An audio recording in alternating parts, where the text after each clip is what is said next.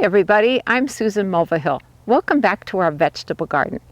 So today is an exciting day because it's the first of my monthly vegetable garden video tours. And in them you're going to see what crops we're growing, how they're coming along so far, and I'll share all sorts of tips along the way. Now I hope that your vegetable garden is doing great. We are located in Spokane, Washington, which is about 300 miles east of Seattle, and our hardiness zone ranges from 5B to 6A. So let's get started. One thing you're going to notice right off the bat is that we have a lot of beds that are covered right now. Some of those are temporary and others will be on for the entire season, and I'll explain that as we go from bed to bed. In the first bed we're growing carrots, and that's actually floating row cover over them, but they do not need any weather protection. I'm just trying to keep the California quail from nibbling on the young seedlings. So once the seedlings are about 2 inches taller, they'll be able to fend for themselves and I can take that cover off. Now you can see some of the seedlings. So I'm growing 4 different varieties of carrots: Purple Sun, Tender Sweet, Narvik, and Dulciva. I planted the seeds directly in the garden on March 31st. And now that the seedlings are 2 to 3 inches tall, I need to do a very important task, and that is to thin the seedlings to about a 3-inch spacing. Because I'm growing these for the roots, that means I want the roots to have enough room to develop normally. So that's why this is such an important task each year. Now I've removed one of the hoops just so you can see this better. It's very simple to pull them up. Yes, it is a little bit tedious, but it will make all the difference in how well your carrots grow because those roots need some space. You cannot, unfortunately, transplant these pulled seedlings because carrots do not like to have their roots disturbed, and the plants will not grow normally and give you those roots that you're so excited to harvest. It's a little bit tedious, but definitely worth it.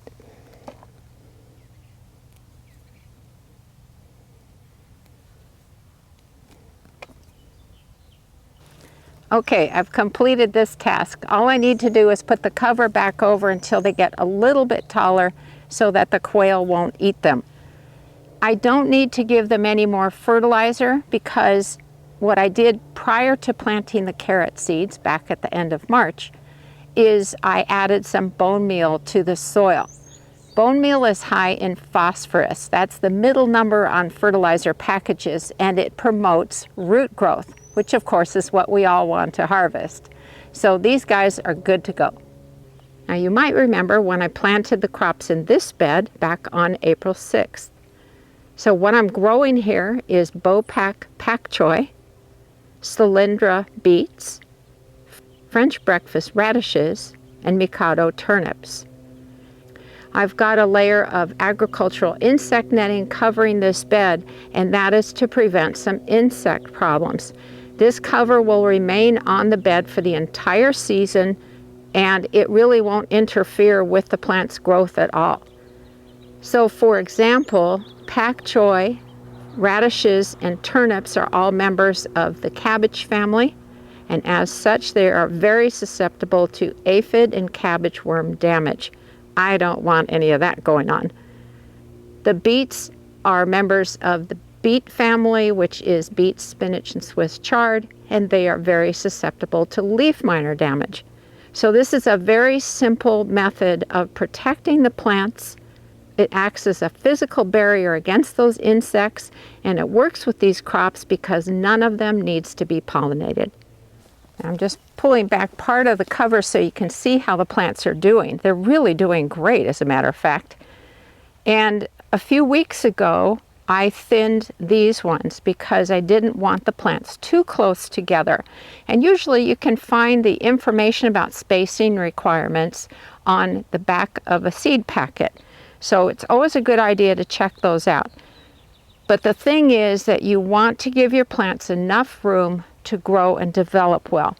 Now this row here is where the pak choi is growing, and we harvest those quite young, so that's why they have a relatively close spacing. But so far so good. Now this bed does not look very aesthetically pleasing at the moment. This is the bed where I planted my gutter peas a couple of weeks ago. And the cover around the perimeter of the bed is to keep the quail away.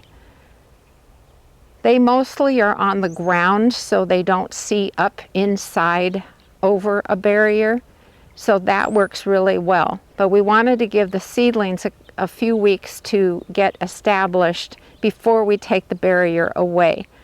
And then they will not bother the plants, so that's good. Once we've taken down that barrier, you will be able to appreciate the little vertical supports that we put around the plants. So you can see inside to the bed where the peas are.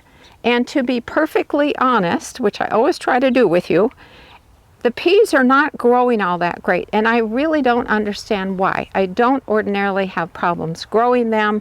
I have fertilized them. They get regular watering. I don't know if it's just the cold nights that we've been experiencing or what, but I'm hoping that they're going to hit the ground running shortly. In the next bed, I'm growing bower lettuce, more of the pak choi, and Bill has poked in a few spare onion plants that he had. Now this is a bed that has a hinged raised bed cover on it, which is something that Bill and I built. So this hinged raised bed cover is so ideal, especially for a crop that you're harvesting really frequently, rather than having to lift off a loose cover and remove the bricks that are holding it down and so on. So let me give you a close-up so you can see how these plants are doing. So you can see the pak choi is doing amazingly well. As a matter of fact, I'm going to be harvesting a couple of them to make a stir fry tonight. And then I also just harvested a lot of the bower lettuce, so that's why the plants look a little bit small.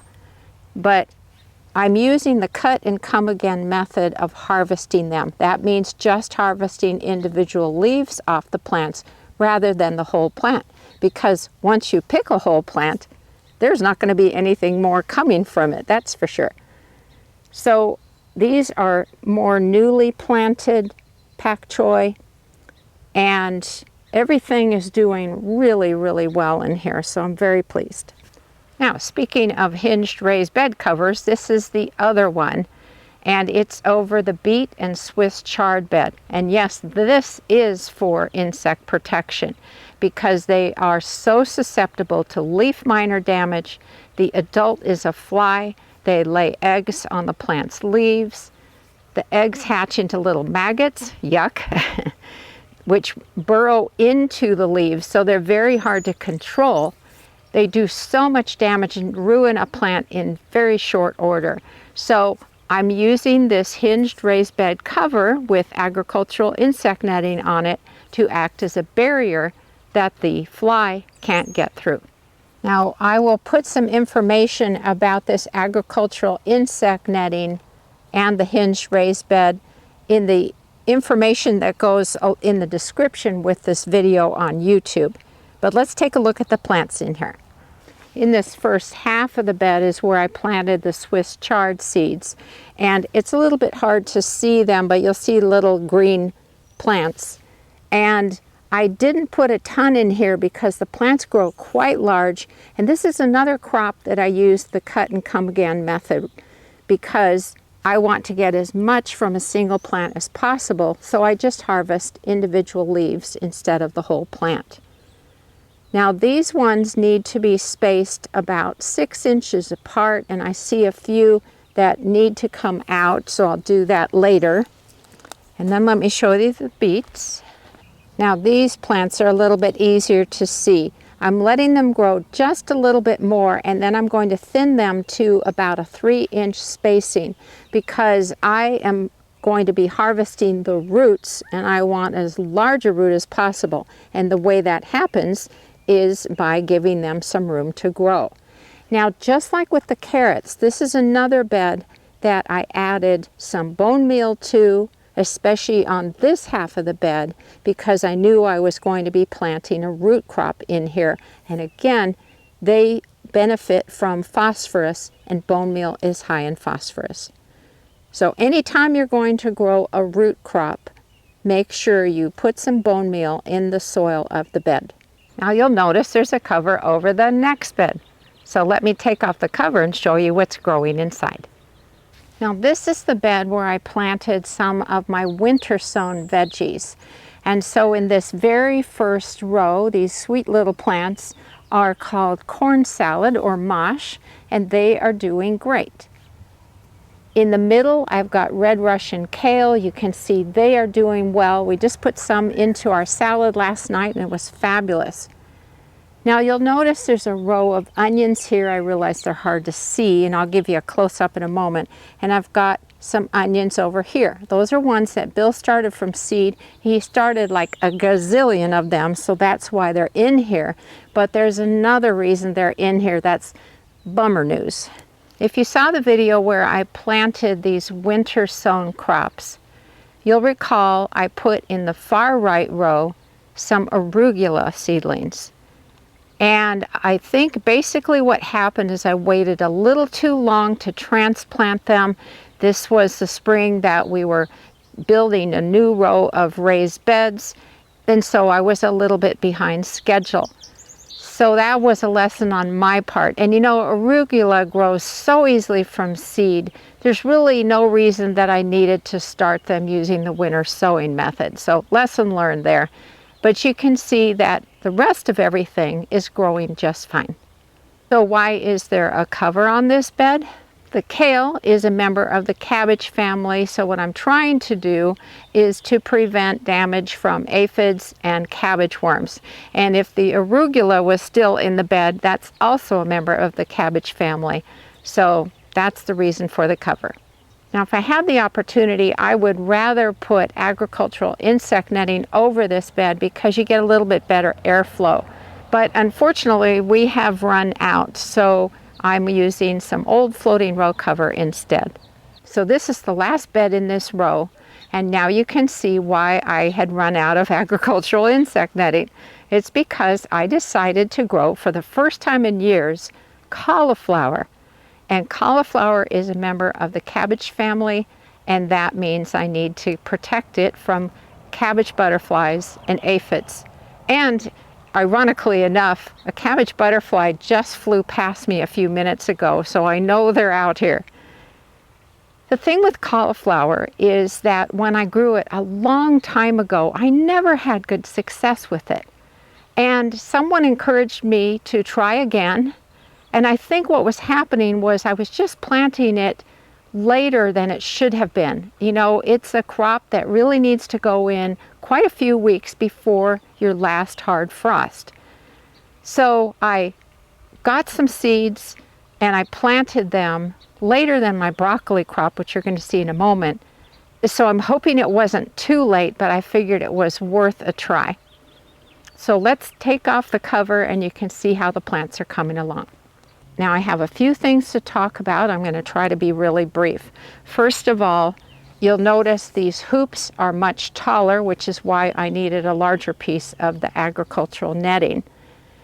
These are 3/4 inch diameter black poly sprinkler pipe.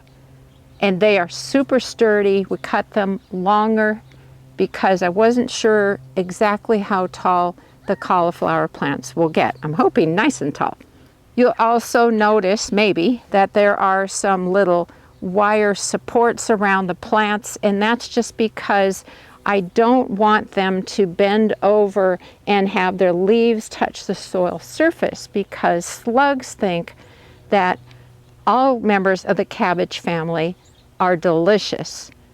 And I can't keep them out with the netting because slugs typically are already in the soil. So it's not like a flying insect or a crawling insect that is in the outside world.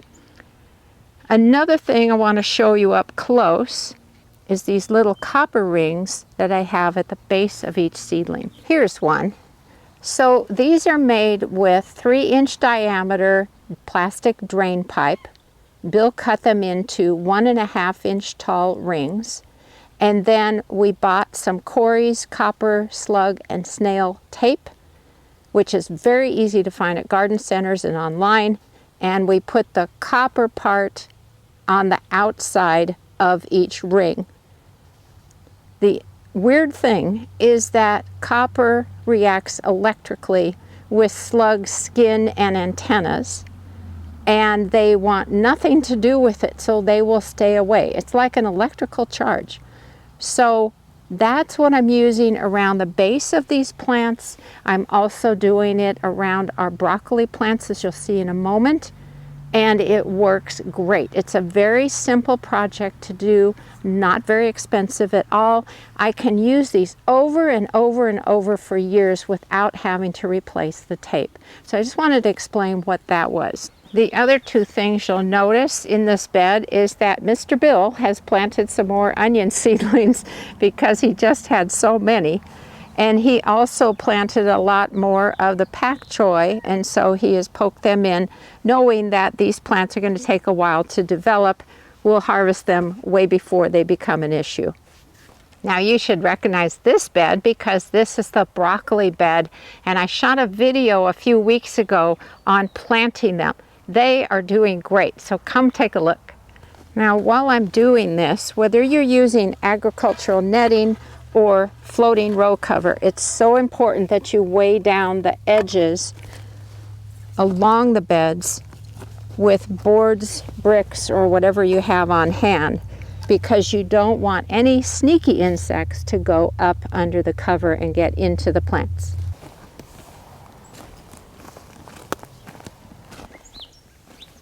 Ta-da! Look at these wonderful plants. As you can see, these broccoli plants are growing great. The variety is Bell Star. I cannot recommend it enough. And I see a weed, so I'm just getting it out of there. But they also have the little copper rings around the base to protect them from slugs. And yes, Bill has put more onions in here. We've got onions all over the place. But the plants are doing great. And I'm just keeping an eye on them to make sure that no leaves bend down and touch the soil surface, because I don't want the slugs to get to the plants that way. And that's really all there is to it. I'm just keeping an eye on them. They get watered on a regular basis, and the plants are doing just beautifully.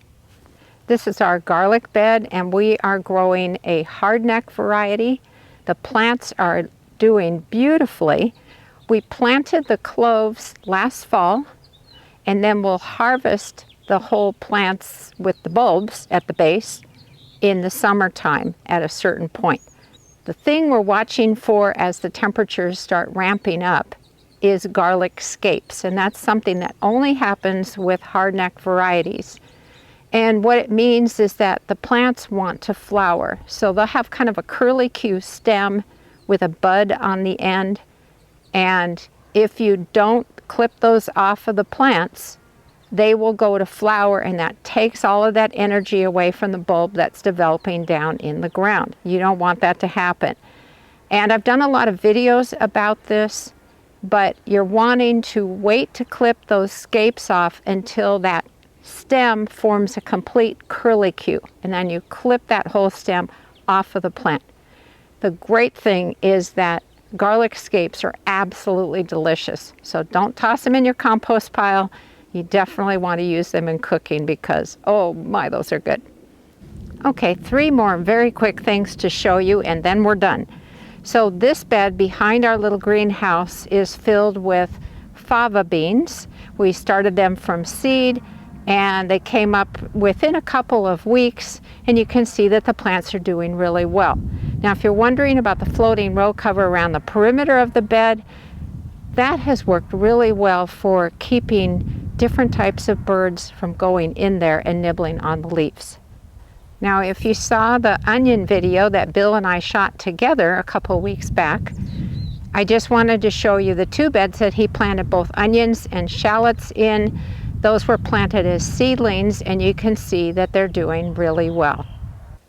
And last but not least, I just thought you'd get a kick out of seeing the inside of our greenhouse because it is packed with plants that we have been hardening off to help them acclimate to the intensity of the sunlight, and just to give them a staging area for now, because the inside of our kitchen area is filled with flats of seeds and seedlings. But everything is doing really well. This greenhouse does have a small space heater in it, so if the temperature goes down below 40 degrees Fahrenheit, it comes on, and that has worked really well for us. Okay, that officially concludes the May vegetable garden tour. I hope you found it interesting. If you have any questions, don't be bashful. Just send me an email at susan@susansinthegarden.com. Be sure to check the description that goes with this video on YouTube, because I'm going to put some very important information in there for you. Thanks so much for watching today, everybody. Happy gardening.